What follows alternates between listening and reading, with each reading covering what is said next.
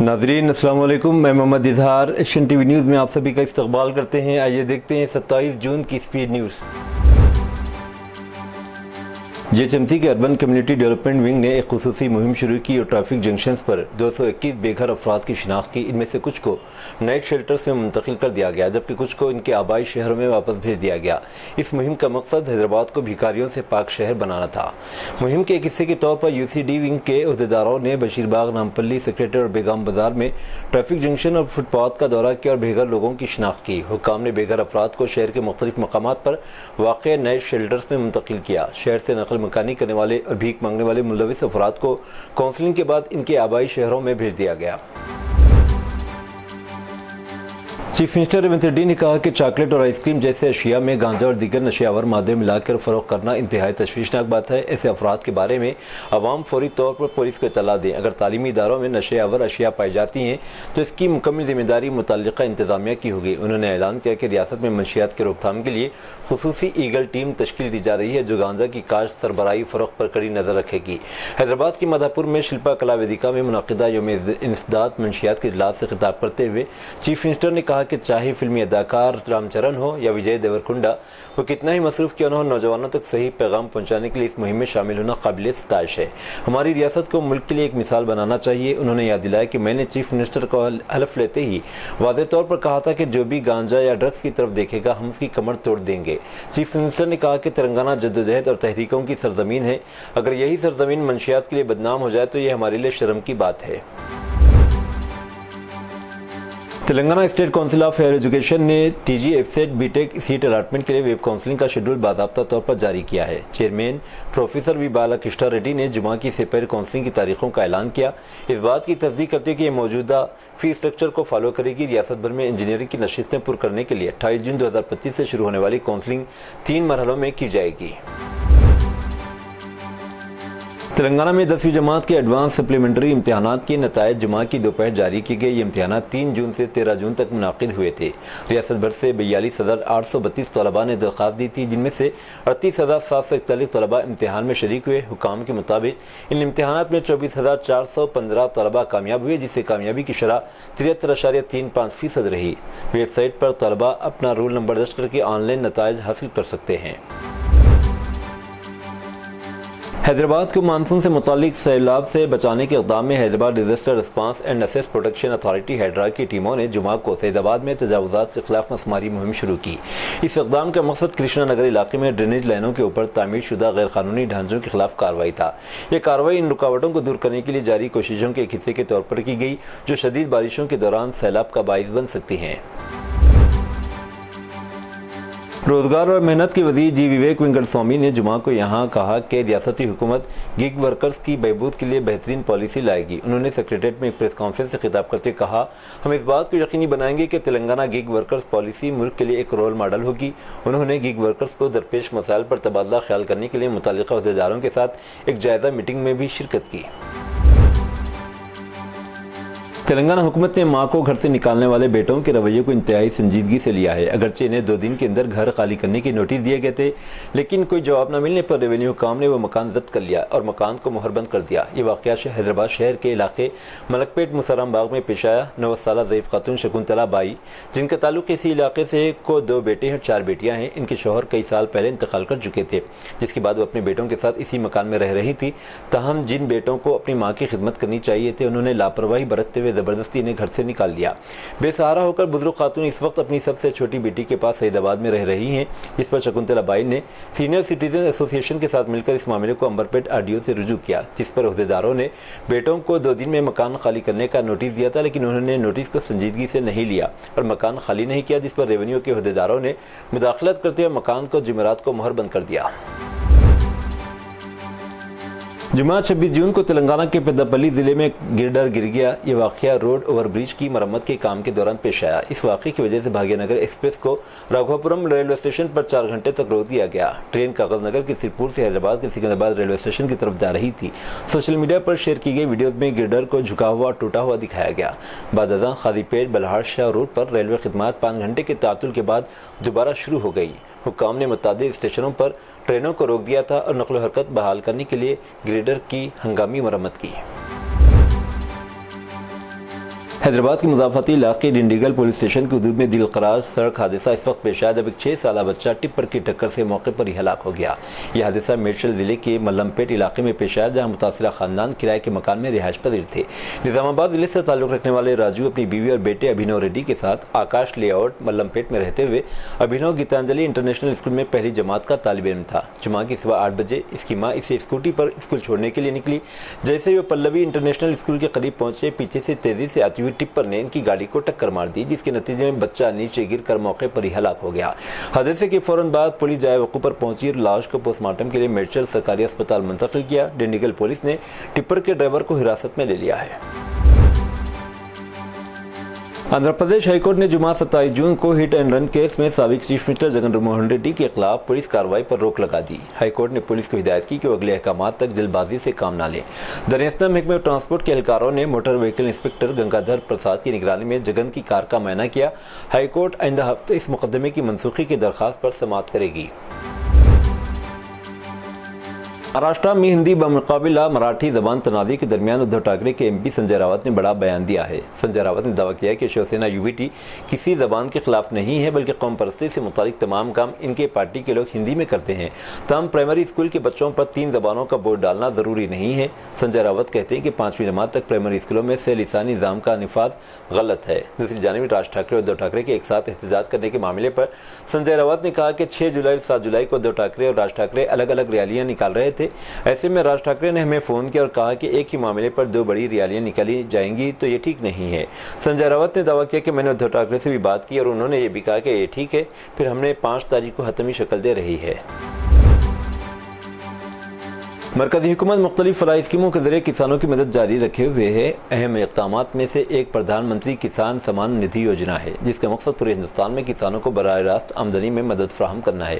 Scheme کے تحت اہل کسانوں کو سالانہ فی ایکڑ 6000 موصول ہوتے ہیں، جو ہر ایک 3 مساوی قسطوں میں فی قسط 2000 روپے کے حساب سے تقسیم کیے جاتے ہیں، جو براہ راست ان کے بینک کھاتوں میں جمع ہوتے ہیں۔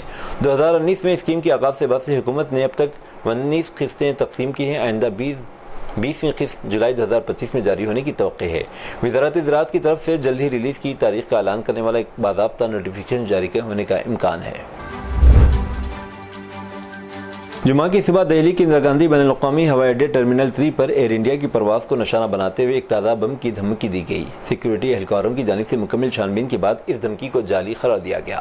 الرٹ اس وقت کیا گیا جب کیبن کرو نے ہوائی جہاز کے اندر ایک ٹیشو پیپر پر نوٹ دریافت کیا، جس میں پیغام تھا، جس میں کیا لکھا گیا کہ ایئر انڈیا 2948 ٹرمینل 3 پر بم موجود ہے۔ معیاری پروٹوکول کے بعد عملے نے فوری طور پر ہوائی اڈے کی سیکیورٹی اور حکام کو مطلع کیا۔ خطرے کی اطلاع ملنے کے فوراً بعد CISF اور ہوائی اڈے کی سیکیورٹی ٹیموں نے علاقے کو گھیرے میں لے لیا اور ہوائی جہاز کے اندر گہری جانچ کی۔ مسافروں کو بحفاظت اتار لیا گیا اور پرواز کو معائنے کے لیے الگ تھلگ کر دیا گیا۔ بعد ازاں بم کی دھمکی کو جھوٹا قرار دیا گیا، جس کا مقصد ممکنہ طور پر خوف و ہراس یا خلل پیدا کرنا تھا۔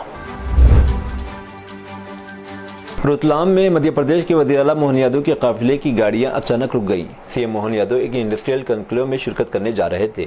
راستے میں اس نے دوسی گاؤں کے پیٹرول پمپ سے اپنی گاڑیوں میں ڈیزل بھرایا۔ ڈیزل بھرنے کے بعد گاڑیاں رک گئیں۔ پہلے تو یہ فنی خرابی معلوم ہوتی تھی، لیکن جب تحقیقات کی گئیں تو انکشاف ہوا کہ ان گاڑیوں میں پانی ملا ہوا ڈیزل بھرا گیا تھا۔ بعد ازاں پیٹرول پمپ سیل کر دیا گیا۔ اتر پردیش کے اٹاوہ میں کتھا واچکوں کے ساتھ بدسلوکی کا معاملہ آئے روز گرم ہو رہا ہے۔ یہ معاملہ نہ صرف UP میں بلکہ ملک کی سیاست میں بھی گرم ہے۔ اب میڈیا سے بات کرتے نشاد پارٹی کے صدر اور یوگی حکومت کے وزیر سنجے نشاد نے اٹاوہ کے کتھا واچکوں کے والے واقعے پر رد عمل ظاہر کیا۔ اٹاوہ کتھا واچکوں والے تنازع پر یوگی حکومت کے وزیر سنجے نشاد نے کہا کہ میں اس کی مذمت کرتا ہوں، یہ ٹھیک نہیں۔ سب کو جینے کا حق ہے۔ یہ تحقیقات کا معاملہ اور قصورواروں کے خلاف کارروائی کی جائے گی۔ اگر ایسا ہی چلتا رہا تو پسماندہ طبقات الگ ہو جائیں گے، دلت الگ ہو جائیں گے اور اونچی ذاتیں الگ ہو جائیں گی، اور کہا کہ آئین تمام ذاتوں کو متحدہ اور یکساں حقوق کے لیے بنایا گیا تھا۔ دلجیت دوسانجھ کی پنجابی فلم سردار جی 3 کو لے کر کافی تنازع چل رہا ہے۔ فلم میں دلجیت کے ساتھ پاکستانی اداکارہ ہانی عامر مرکزی کردار میں ہے۔ ہانی عامر کی فلم میں ہونے کی وجہ سے بھارت میں اس کو لے کر کافی تنازع چل رہا ہے۔ یہ فلم بھارت میں ریلیز نہیں ہو رہی، لیکن اسے پاکستان میں ریلیز کی اجازت مل گئی ہے۔